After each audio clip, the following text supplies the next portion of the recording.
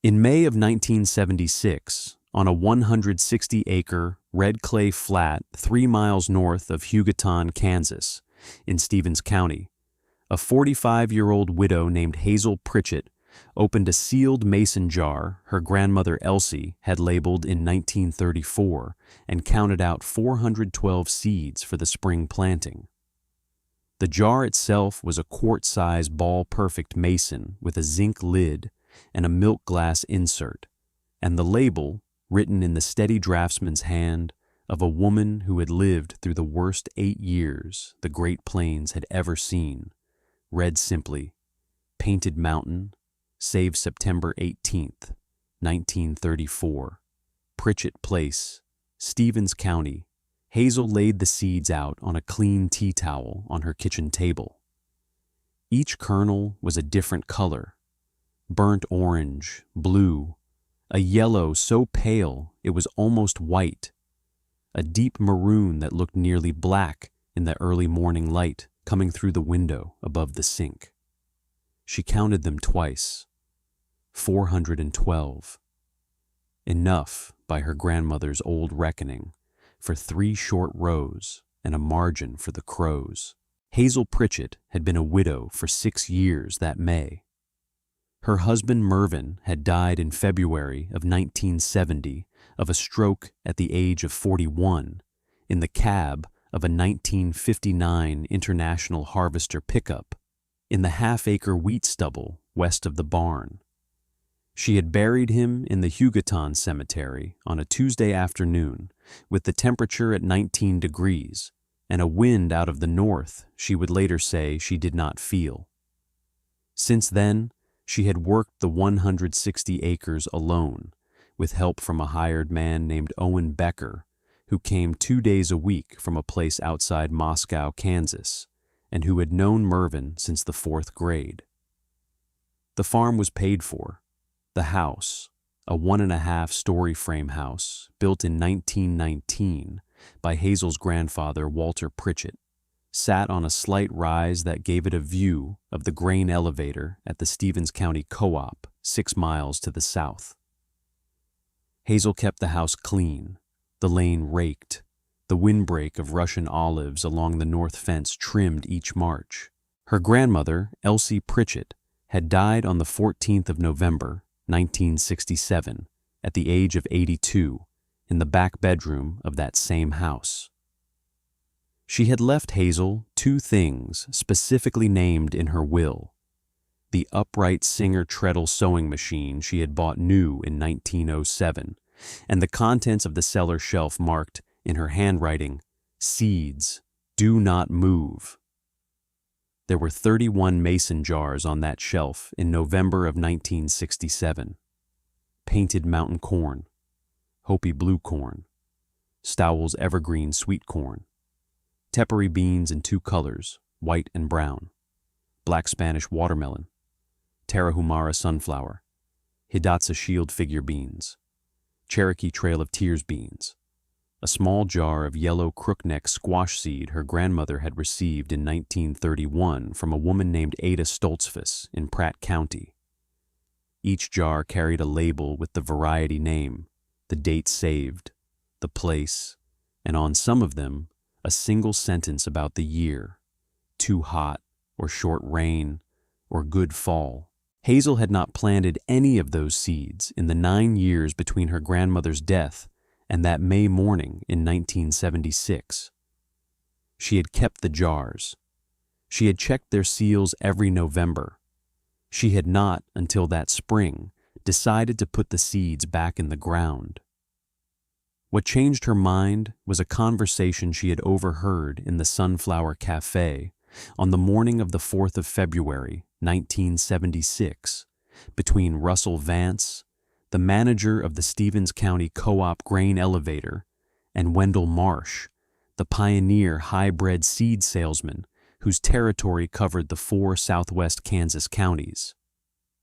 They had been talking about the coming season, and one of them had said that the old open-pollinated varieties were finished, that there was no farmer left in Kansas with the patience to save seed, and that the future was hybrid, hybrid, hybrid. Hazel had paid for her coffee and toast, left a 15-cent tip, and driven home. That night she had taken down the first jar. The provenance of the seeds in Hazel's pantry began in the spring of 1933, when Elsie Pritchett was 48 years old, and the Pritchett farm had already lost a third of its topsoil to the wind. The drought that the historians would later call the Dust Bowl had begun in earnest the previous year. But in Stevens County, the first true black blizzard came on the afternoon of the 11th of May, 1934, and lasted, by Elsie's own diary entry, 4 hours and 20 minutes. By that point, Elsie had been saving seed for 15 seasons. She had begun the practice in 1919 when her mother-in-law, a woman named Cordelia Pritchett, who had come to Kansas from Kentucky in 1886, had handed her a flour sack of mixed corn kernels and told her, "These came across with my mother. Don't be the one who lets them go." Elsie planted in 1933 with what she had. She planted Painted Mountain corn, which had come down to her through a cousin who had married a homesteader in Montana, because Painted Mountain finished its growth in 85 days and could ripen on 12 inches of rain. She planted Tepary beans, a small white bean and a small brown bean, which had been bred by the Tohono O'odham over 1,000 years in the Sonoran Desert, and which could set pods on 6 inches of summer moisture. She planted Hopi blue corn, given to her by a Mennonite woman in 1928, because the Hopi farmers in Arizona planted their corn 18 inches deep into a damp seedbed and got ears in country that took 40 days a year of rain. She planted black Spanish watermelon, a small dark melon with a thick rind, because the rind kept the flesh from cooking in a hot field, and because the seeds, dried and saved, would carry over for 7 seasons without losing germination. She planted Stowell's evergreen, an open-pollinated sweet corn dating to 1848, because it held its sugars in the husk longer than any other corn she had grown, and because in a year when nothing else came in, a roasting ear in late August was a small mercy. She lost the wheat in 1934. She lost a third of the corn in 1935. In 1936, she lost the watermelon patch to grasshoppers and had to walk the rows at dusk in July, picking the insects off the vines by hand into a tin bucket of kerosene. But she saved seed every fall. She dried the ears in the rafters of the cob shed. She winnowed the beans on a wool blanket on the back porch in the first cold week of October. She sealed each variety in a mason jar with a folded square of newsprint and a tablespoon of dried wood ash to keep down the weevils, and she wrote, on a label cut from a brown paper grocery sack, the variety, the date, and the place. By the time the rains came back in the spring of 1938, she had 31 jars on the cellar shelf and a notebook with 14 years of planting dates, germination counts, and rainfall totals copied from the gauge at the Stevens County Agricultural Office. She kept saving after the drought broke. She kept saving through the war, through the wet years of the late 40s, through the dry stretch of 1952 to 1956, through her husband Walter's death in 1958, through her son Floyd Pritchett's death of leukemia in 1962, through the slow decline of her own eyesight in the middle 1960s. When she handed the jars to Hazel in the autumn of 1967, a month before she died, she said only one thing about them. "They will keep," she said, "longer than you think, but they will not keep forever. Somebody has to put them back in the ground." Hazel had remembered that sentence for 9 years. On the morning of the 5th of February, 1976, the day after the conversation in the Sunflower Cafe, She walked down the cellar steps with a flashlight and a yellow legal pad and made an inventory of every jar. 30 of the 31 were still sealed. The single broken jar, a half pint of Cherokee Trail of Tears beans, had cracked along the bottom seam at some point during the cold snap of January 1974 and was no longer viable. She set it aside. She wrote down each remaining variety, the date Elsie had saved it, and the year she intended to grow it out. Painted Mountain Corn, Hopi Blue Corn, and Stowell's Evergreen at the top of the list. Tepary beans, white and brown, on the second line. Black Spanish watermelon. Hidatsa shield figure beans. Yellow crookneck squash. She ran a germination test on each variety in the second week of February in shallow trays of damp paper towel on the windowsill above the sink. After 57 days, the Painted Mountain seed germinated at 91%, the Hopi Blue at 83%, the Tepary beans at 76 and 79%, the Black Spanish watermelon at 68%. She wrote each number in the legal pad. The seeds, she decided, were ready. The mockery began the day she ordered her amendments. On the morning of the 26th of March, 1976, Hazel drove the 10 miles into Hugoton in her 1968 Ford F-100 and parked along the south curb of Main Street, 2 doors down from the Sunflower Cafe. She walked into the Stevens County Co-op office to order 3 tons of composted feedlot manure for the South Quarter and a pallet of cottonseed hulls for the windbreak. Russell Vance, the co-op manager, a man of 51 with a brush mustache and a wedding ring he had not removed since 1949, looked up from his desk and asked her, as he always did, what she meant to plant. Painted Mountain Corn, Hazel said. Stowell's Evergreen, Hopi Blue in the southwest quarter, Tepary beans along the east fence, Black Spanish watermelon in the kitchen patch. Russell Vance set his pencil down. Hazel, he said, I have known you since you were 9 years old. There is not a seed catalog in the state of Kansas that sells any of those varieties. Where in the world do you mean to get the seed? I have the seed, Hazel said. You have the seed. My grandmother saved it. Russell Vance looked at her for a long moment.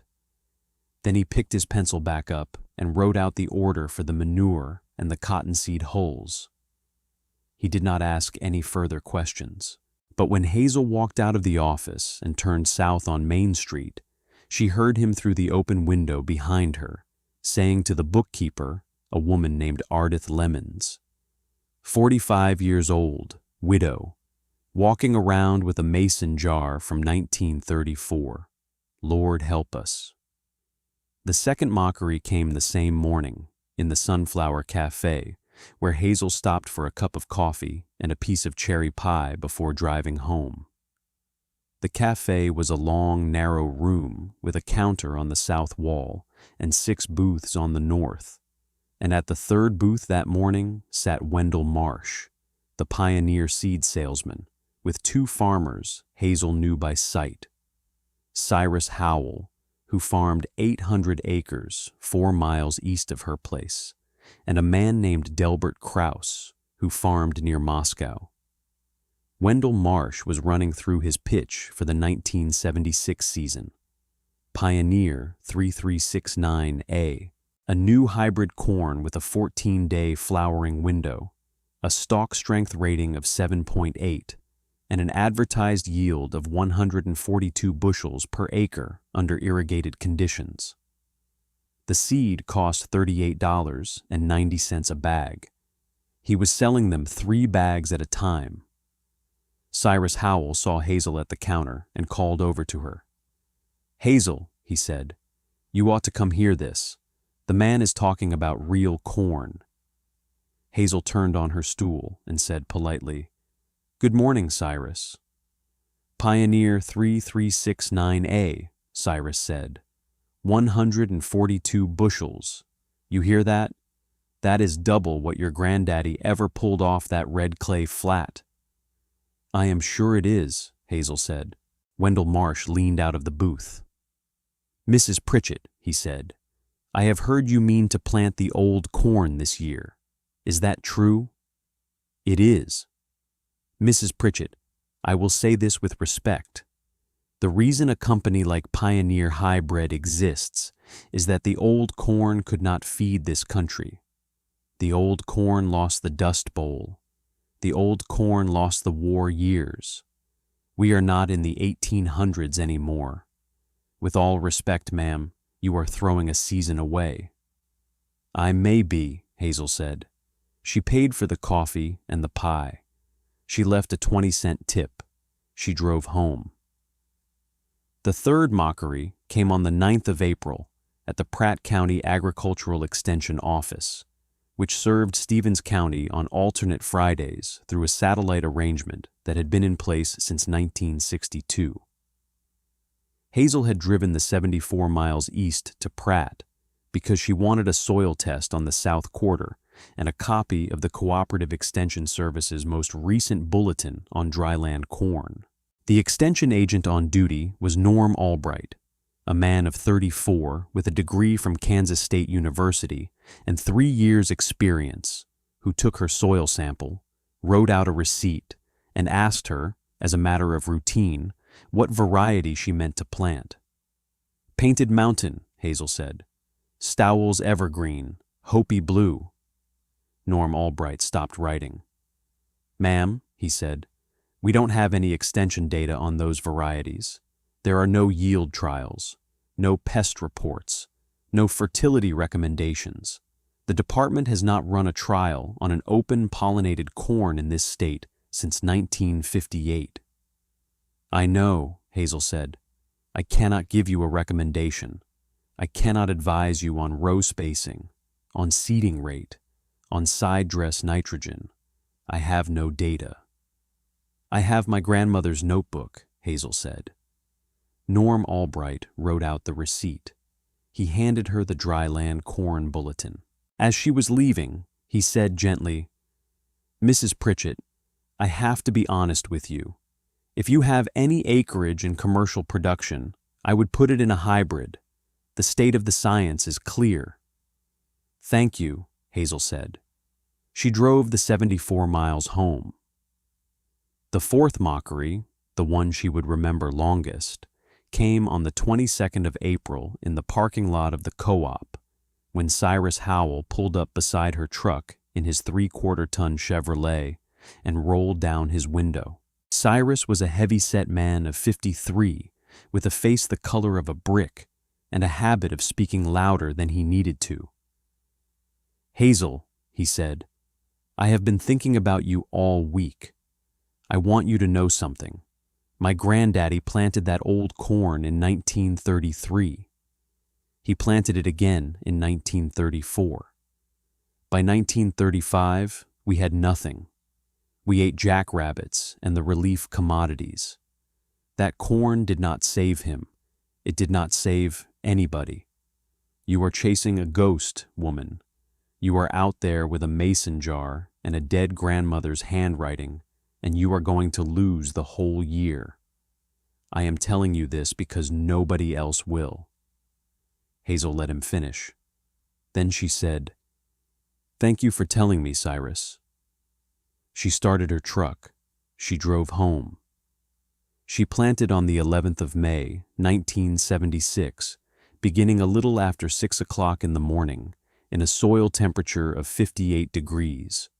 Fahrenheit measured 4 inches down with a Taylor dial thermometer she had bought at the Western Auto in Liberal in 1971. She used a 2-row John Deere Model 71 planter Mervyn had bought, used in 1965. Pulled behind the 1962 Ford 4000 tractor that had been her grandfather's last purchase. She planted the Painted Mountain in the South Quarter on 36-inch rows, with the seed dropped 2 inches deep and the in-row spacing set to 1 kernel every 9 inches. She planted the Hopi Blue in the southwest quarter on 42-inch rows. The seed dropped 4 inches deep into the moist subsoil. The in-row spacing set to 1 kernel every 12 inches, which was the spacing her grandmother's notebook recorded for the 1934 season. She planted the Stowell's evergreen in 3 short rows along the east fence of the kitchen patch, 2 inches deep, 6 inches apart. The Tepary beans went in along the east fence on the 18th of May, in 2 rows 140 feet long, 1 inch deep, 3 inches apart. The black Spanish watermelon went into a 1/4-acre patch east of the barn on the 24th of May, in hills 4 feet apart, 3 seeds to a hill, 1 inch deep. The Hidatsa shield figure beans went on the 27th. The yellow crookneck squash on the 29th. She worked alone for most of those 3 weeks. Owen Becker came 2 days, the 14th and the 21st, and helped her clean the planter and refence the windbreak. On the morning of the 15th of May, she walked the south quarter at first light with a 5-gallon bucket and picked up every flint and limestone fragment she could see, because her grandmother had written in the 1933 entry of the notebook that the rock in the seedbed would draw the morning dew down to the kernel, and that no farmer in clay country could afford to leave the rock in the field. By the time the sun was full up that morning, the bucket was 3/4 full. She emptied it onto the gravel of the lane. The rains came on schedule that spring. Stevens County recorded 3.4 inches of rainfall in May, 4.1 in June, 2.8 in July, and 1.9 in August, all of which were within 1/10 of an inch of the 20-year average for the Panhandle. The Painted Mountain tasseled on the 14th of July, 4 days earlier than her grandmother's 1934 entry. The Hopi Blue tasseled on the 21st. The Stowell's evergreen produced roasting ears by the 7th of August.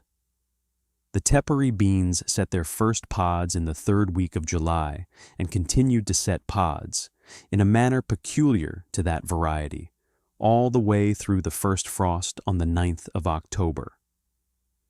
The black Spanish watermelons, 12 hills of them, produced 31 melons of an average weight of 19 pounds, the largest weighing 26.5 pounds on the kitchen scale. She walked the fields every morning that summer.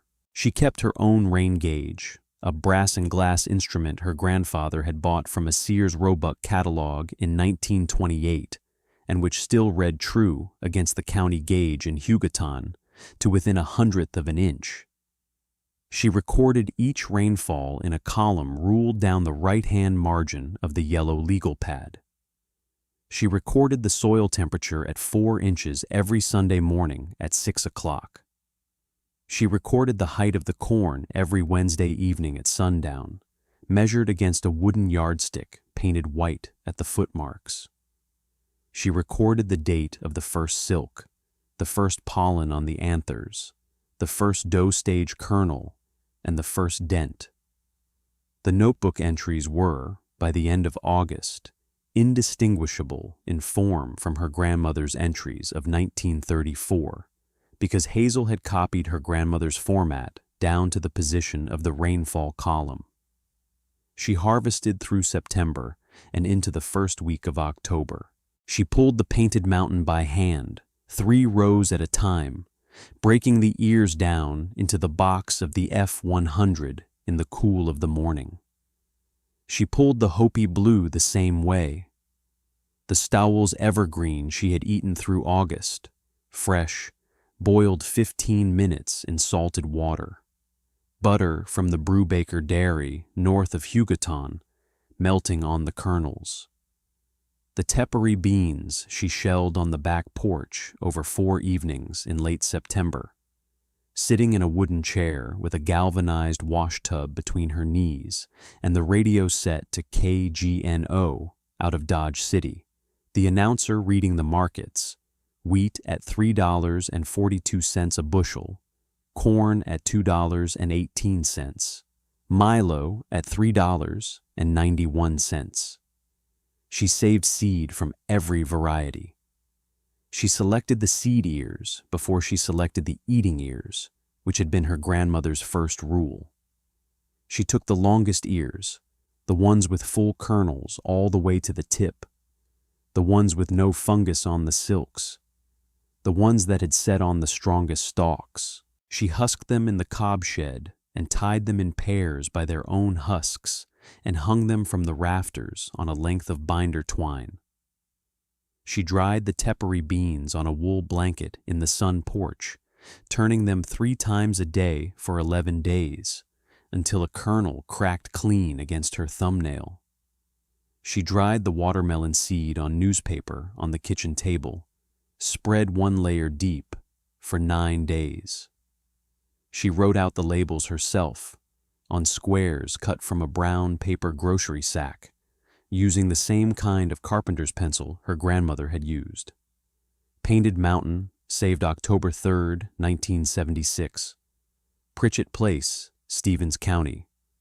Hopi Blue saved October 5th, 1976. Pritchett Place. Tepary White saved September 29th, 1976. Tepary Brown saved September 29th, 1976. Black Spanish Watermelon saved September 17th, 1976. By the first week of November, the new jars stood on the cellar shelf beside the old ones. 31 of Elsie's, 14 of Hazel's, each one sealed, each one labeled, each one with a tablespoon of dried wood ash from the kitchen stove folded into a square of newsprint at the bottom. Hazel turned out the light. She closed the cellar door. The winter of 1976 to 1977 was the wettest the Kansas Panhandle had recorded in 7 years. Stevens County took 1.8 inches of rainfall in November, 2.4 inches in December, and 1.1 inches of melt equivalent from a snowfall of 11 inches on the 14th and 15th of January. The soil moisture profile at the Garden City Experiment Station registered on the 1st of March at 104% of the 20-year norm for that date. Every almanac on every coffee shop counter in the Panhandle predicted a wet spring and a strong corn year. The KGNO weatherman, a man named Dewey Banks, called it on the morning of the 11th of February. A wet spring, a wet summer, 150-bushel year if you put your seed in deep. Hazel listened to the forecasts. She heard Dewey Banks on KGNO. She read the weather column in the Hugoton Hermes every Thursday morning. She read the long-range outlook published by the National Weather Service office in Dodge City on the 20th of January, which called for above-average precipitation across the western third of Kansas through the first week of June. She set the newspaper down on the kitchen table and walked into the cellar and looked at her jars and said, aloud, to a room that contained only the jars, "Grandmother, the almanac says wet." She did not change her plan. Her grandmother's notebook had recorded, in the spring of 1933, an almanac that had said wet and a year that had said dry, and Elsie had written on the bottom of the page in a hand that was unmistakably angry the words, "Almanac wrong. Trust the seed." The neighbors ordered Pioneer 3369A. Wendell Marsh worked the Stevens County book for 6 weeks beginning on the 1st of February, 1977, and by the time he closed it on the 14th of March, he had written orders for, by the co-op's later accounting, 1,120 bags of Pioneer 3369A in Stevens County alone, against 440 bags in the same county in 1976. Cyrus Howell ordered 42 bags. Delbert Krause ordered 35. Russell Vance, the co-op manager, who farmed 320 acres on his own behalf, ordered 28 bags. The Pioneer warehouse in Liberal ran out of 3369A on the 9th of March and had to truck in a second shipment from the Hutchinson distribution point. Hazel went down to her cellar on the 14th of February and counted her seed for the second time. The Painted Mountain jar held 780 kernels. The Hopi Blue held 592. The Stowell's Evergreen held 311. She had increased her seed stock by, on average, 88% over the 1976 sowing. She ran her germination test on the 1st of March in trays on the kitchen windowsill. Painted Mountain at 94%. Hopi Blue at 89. Stowell's Evergreen at 81. Tepary White at 86. Tepary Brown at 88. Black Spanish Watermelon at 73. She wrote each number in the yellow legal pad. She closed the pad. She did not order a single bag of hybrid seed. She planted on the 9th of May, 1977, beginning at 6:15 in the morning, in a soil temperature of 56 degrees, 2 degrees colder than the year before. She planted the same varieties at the same row spacings, with 2 changes. The Painted Mountain went 2.5 inches deep instead of 2, on the strength of an entry in her grandmother's notebook from the spring of 1934, which read, "Planted deep this year, ground felt dry below 5 inches. The Hopi Blue went 5 inches deep instead of 4.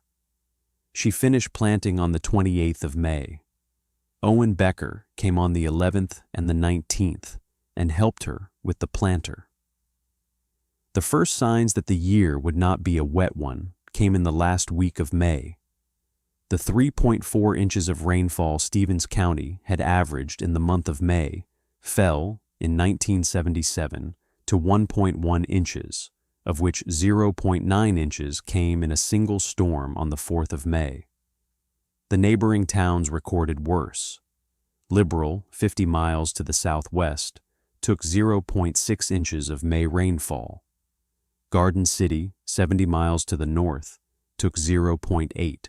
The high-pressure ridge that the National Weather Service office in Dodge City had begun tracking on the 22nd of April had stalled by the 28th of May at a position approximately 210 miles east of the Colorado-Kansas line, and it stayed there. By the second week of June, it had built into what the Panhandle weather records would later describe as one of the 3 most stubborn ridges of the second half of the 20th century. It did not move for 61 consecutive days. The first week of June brought no rain to Stevens County. The second week brought no rain. The third week brought 0.07 inches over the course of one evening on the 17th of June, recorded on the gauge at the Stevens County Agricultural Office in Hugoton, accompanied by a wind out of the southwest that gusted to 41 miles an hour and stripped what topsoil the dust storms of April had not already taken. By the fourth week of June, the daily high temperature at Hugoton was running 98, 99, 101, 103.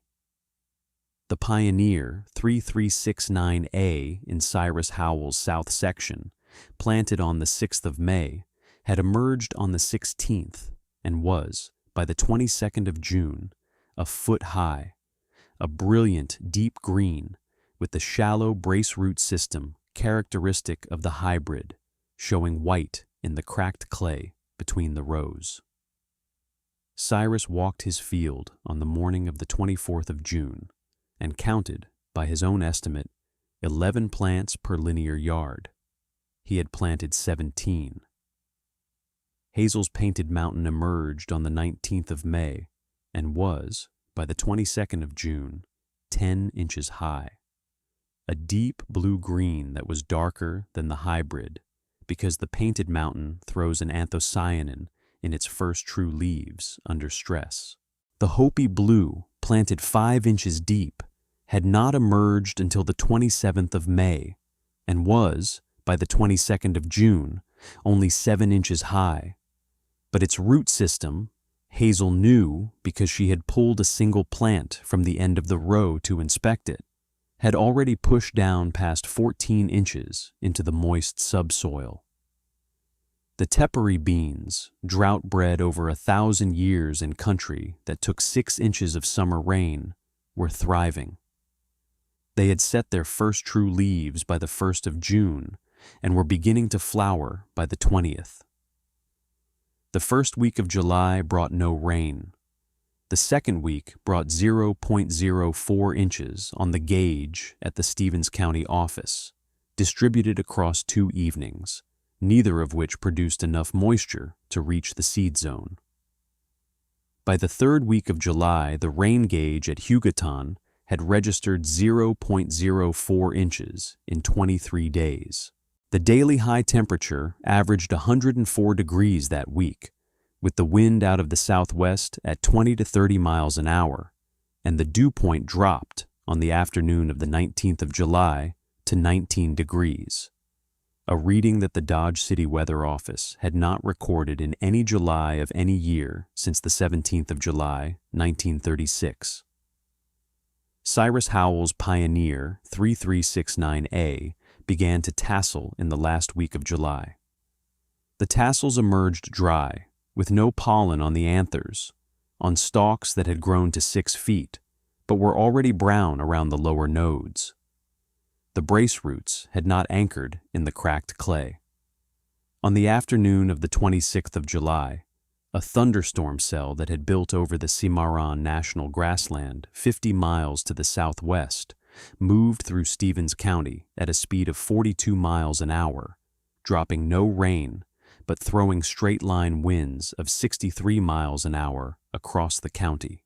The Pioneer 3369A in Cyrus Howell's section laid over in a single direction, north-northeast, like wheat after a hailstorm, and did not come back up.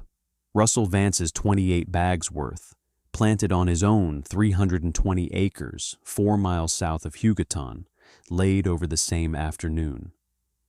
Delbert Krause's 35 bags worth, near Moscow, laid over the next morning when a second cell came through. Across the county, the talk in the Sunflower Cafe changed by degrees. In the first week of July, the talk had been about rain coming. In the second week, the talk had been about rain coming next week. By the third week, the talk had been about the Federal Crop Insurance Corporation's deadline of the 15th of August for a partial loss claim. By the fourth week, the talk had stopped, by and large, and the men who had ordered 3 bags or 8 bags or 28 bags of 3369A sat in their booths and drank their coffee in the morning and said very little to one another because there was very little left to say.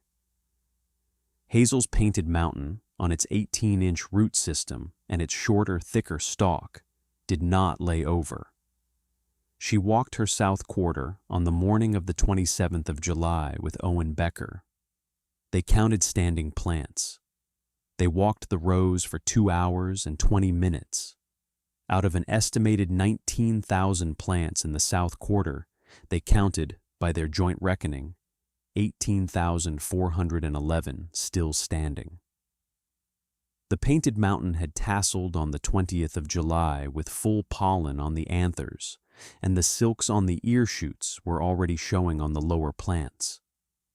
The Hopi Blue, 3 weeks behind, was still in the whorl stage and showing no stress on the lower leaves. The first week of August brought on the 3rd 0.11 inches of rain to Stevens County. The second week brought nothing. By the 11th of August, the Pioneer 3369A across the Panhandle was a write-off. The Stevens County Cooperative Extension Service, working from windshield surveys conducted by Norm Albright and 2 summer interns out of Manhattan, estimated that hybrid corn yields in the county for 1977 would average, at best, 11 bushels per acre, against a planted expectation of 120. The federal crop loss assessment that would come out of Topeka in October put the figure at 8.2 bushels per acre across the 4 southwest counties. The wheat had already been cut. There would be no fall feed crop. There would, by the reckoning of every farmer in the Panhandle, be no seed to plant the following spring without an outright purchase from a hybrid distributor whose own warehouse stock was already in question. Cyrus Howell drove up Hazel's Lane on the morning of the 8th of August, 1977, at 7:15, in the 3/4-ton Chevrolet he had pulled up beside her truck in 16 months earlier. He sat in the cab for a full minute with the engine running before he shut it off. Hazel saw him from the kitchen window. She set down her coffee. She walked out onto the porch in her work boots and a faded blue house dress, and she stood there with her hand on the porch post and waited for him to come up the steps. Cyrus did not come up the steps. He stood at the bottom with his hat in his hand. He was a heavy-set man of 54 now, and the brick-red face had gone gray underneath the sunburn. "Hazel," he said. "Cyrus. I have been a fool. You came a long way to say that. I have not come to say that. I have come to ask you for seed." Hazel did not answer for a moment. Then she said, "How much do you need?" "I have 800 acres. I do not have a kernel of viable corn on any of it. I do not have the money to buy hybrid seed in this market, and I am not certain hybrid seed will be available before the snow comes anyway. I am asking for whatever you can spare, and I will pay you whatever you ask." "I will not sell it to you," Hazel said. Cyrus Howell looked at his hat. "I will give it to you," Hazel said, "and I will give you a germination log written out for each variety. I will write you the depth and the row spacing. I will write you what my grandmother wrote in 1934 about each one. You will plant it the way the seed was bred to be planted, or you will hand it back. Those are the terms." "Those are the terms," Cyrus Howell said. He put his hat back on. "Hazel, I will tell you something.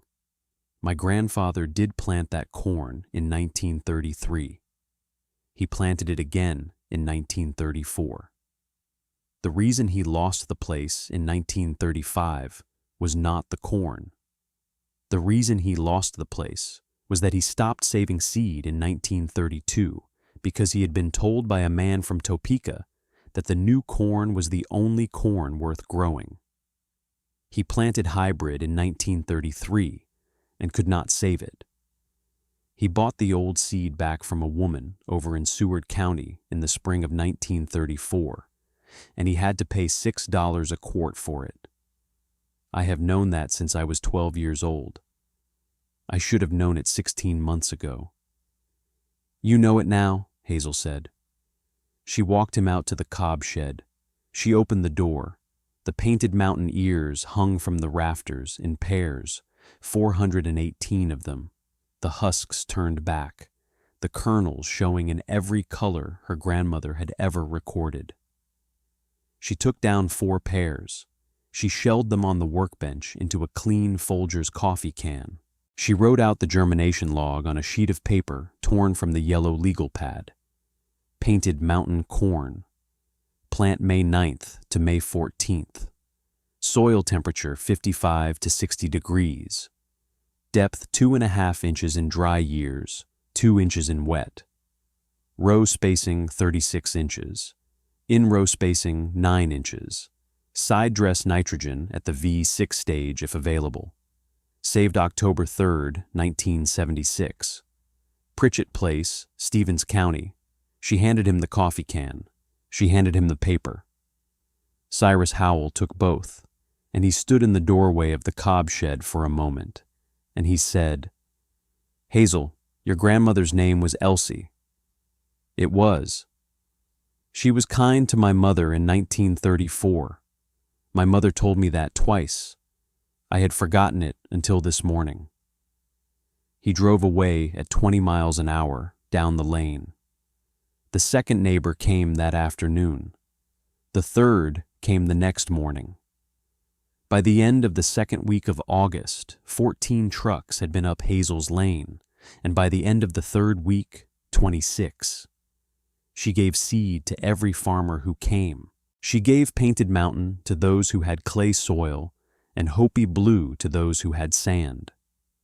She gave Tepary beans to anyone who had a square of irrigated ground for a kitchen garden, and Stowell's Evergreen to anyone who had children at home. She wrote out a germination log for every variety. She wrote the depth and the row spacing and the dates and the small notes from her grandmother's notebook. She did not sell a single seed. Russell Vance, the co-op manager, came on the afternoon of the 17th of August.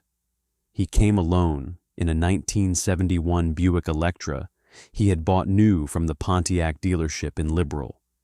He took off his hat at the porch step. He said, "Mrs. Pritchett, I owe you an apology." "You do not," Hazel said, "but I will accept one." Russell Vance handed her a sealed envelope. Inside was a handwritten letter of 2 paragraphs. The first paragraph said that the Stevens County Co-op would, for the 1978 season and for every season thereafter, store and clean and bag seed from any open pollinated grower in the county at cost, with no markup, with no minimum. The second paragraph said that he, Russell Vance, was sorry for what he had said about her on the morning of the 26th of March, 1976, in the hearing of a bookkeeper named Ardith Lemons. He hoped she would forgive him. He hoped he had not waited too long to say it. "You have not waited too long," Hazel said. Delbert Krause came on the evening of the 19th of August. He came without a hat and without an apology, and he stood at the bottom of the porch steps and said, plainly, "Mrs. Pritchett, I planted 35 bags of 3369A. I do not have a kernel. I have 3 children and a mortgage at the Stevens County State Bank that comes due on the 1st of February. I am asking for seed." Hazel asked him what kind of soil he had. He said sandy loam, southwest facing, with a clay layer at 22 inches. She gave him Hopi Blue. She wrote out the germination log on a sheet from the yellow legal pad. She gave him 2 pounds of Tepary Brown for a kitchen plot and a small packet of yellow crookneck squash because his youngest child, he had said in passing the previous winter, was a girl of 6 who liked yellow. He thanked her 3 times. He left at 9:15 in the evening with the headlamps of his pickup throwing 2 narrow cones down the dust of the lane. Norm Albright, the extension agent, came on the morning of the 24th of August. He came with a clipboard and a Pentax camera. He photographed Hazel's South Quarter. He photographed the Hopi Blue. He photographed the Tepary beans. He photographed the watermelon patch, which had produced in a year when every other watermelon patch in the county had failed by the 1st of July, 29 melons of an average weight of 17 pounds. He sat at her kitchen table with a glass of buttermilk and asked her, with a pencil in his hand, every question he had not asked in the Pratt County office in April of 1976. He asked her the planting depth. He asked her the row spacing. He asked her the germination percentages. He asked her, at the end, whether she would consent to have her 1976 and 1977 plantings written up as a case study for the Cooperative Extension Service Bulletin scheduled for spring 1978. "On one condition," Hazel said. "Name it." "You credit my grandmother." "By name?" "By name. Elsie Pritchett, Stevens County. The varieties came down through her. The notebook came down through her. Anything I did this year, I did because she did it 43 years ago, in worse weather than this. "Her name goes on the paper," or "I do not." Norm Albright wrote it in his notes. He wrote it twice.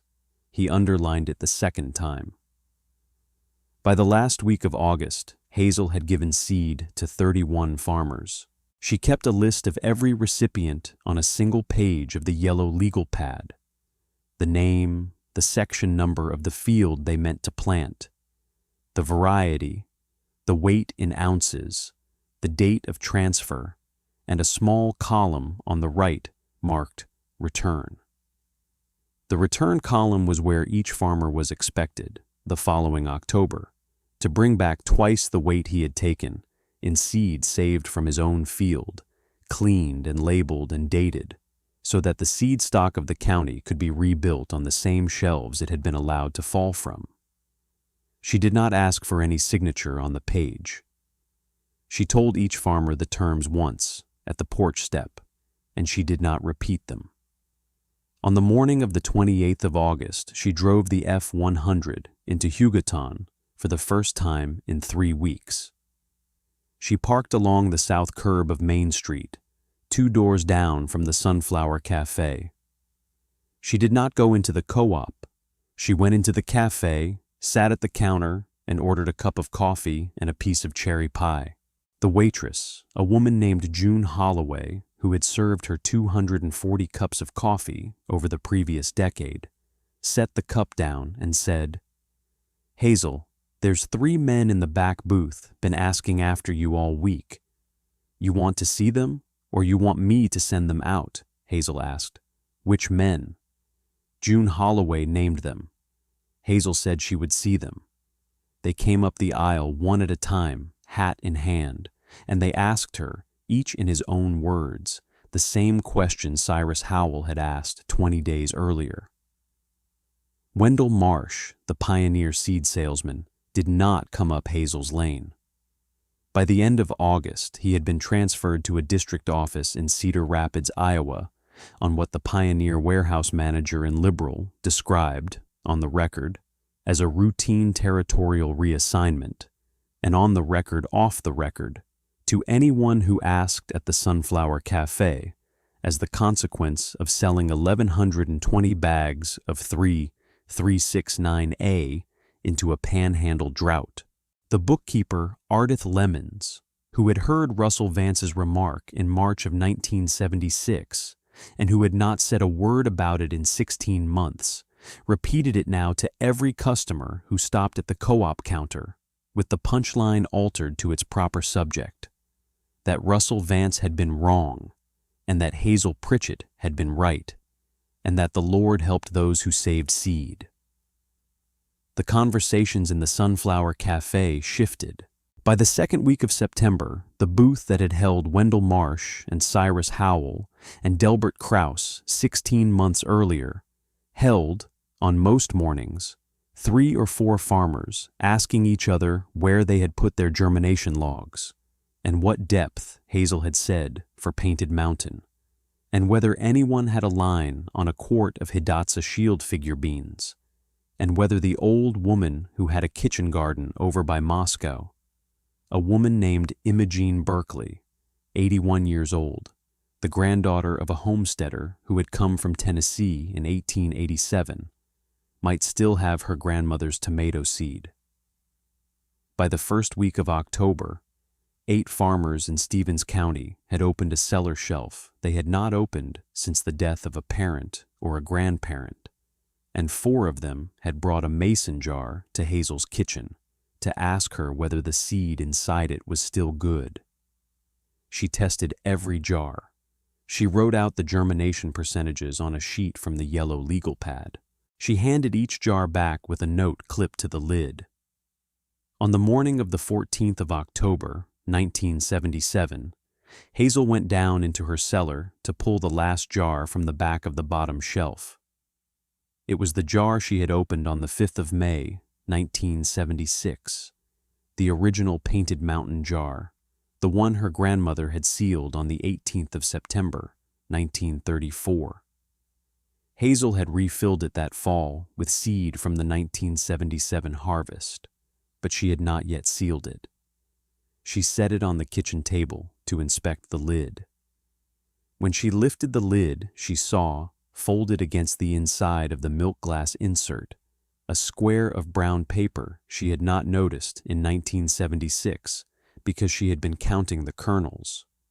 She unfolded the paper. The handwriting was her grandmother's. It read, "To the one who saves these next. If you are reading this, you have opened the jar in a year I will not see. I do not know what year it is. I do not know your name. I know you have the seed, and I know the seed has kept, because Painted Mountain will keep for 50 years if you keep it dry, and I will be dead a long time before 50 years is up. I want to tell you 3 things. The first thing is that the seed was not mine. It came down to me from a woman named Cordelia Pritchett, who got it from her mother, who got it from a man in Tennessee in 1844. By the time it came to me, it had crossed an ocean and a mountain range, and 100 years. I added nothing to it. I only kept it. The second thing is that you have to put it in the ground. A jar of seed in a cellar is not a seed. It is a memorial. A seed is what is growing.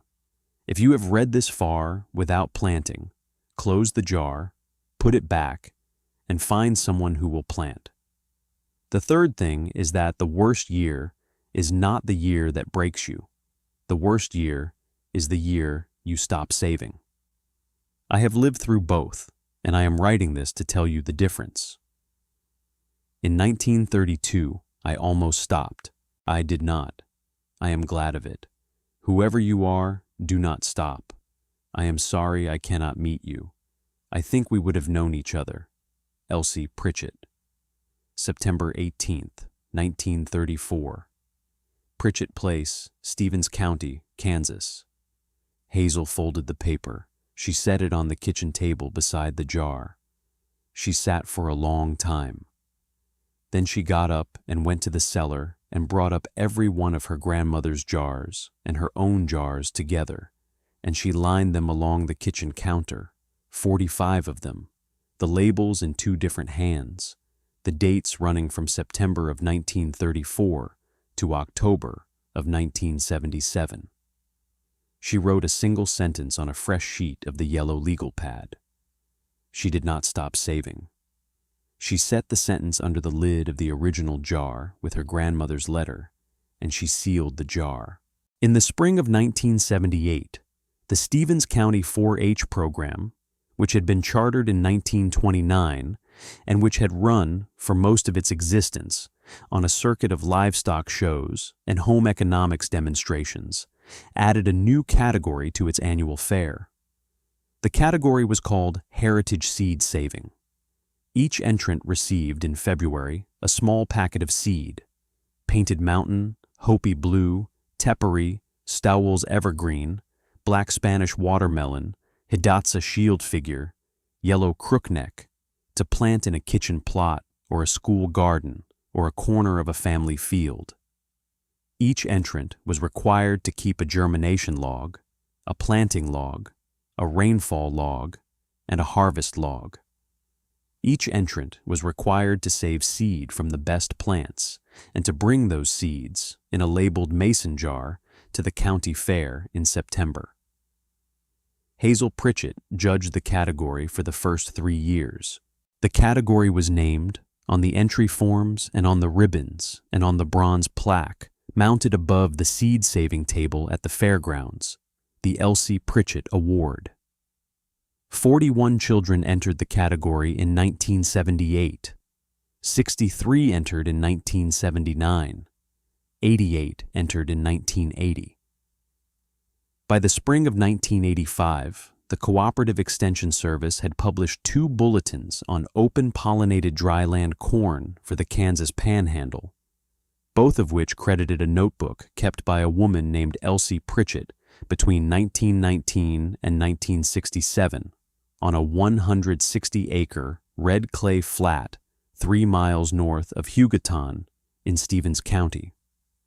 The bulletins included planting depths and row spacings and germination percentages.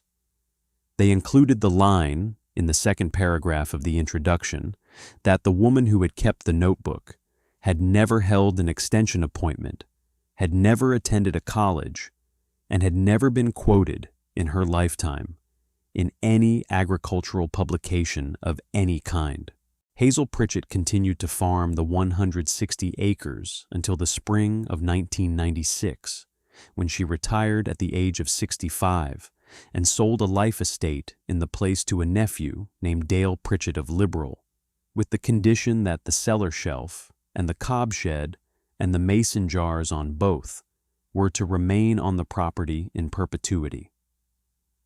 The original 1934 jar, with Elsie's letter folded inside the milk glass insert and Hazel's single sentence folded beside it, sat on the top shelf of the cellar on the morning Hazel turned the key over to Dale.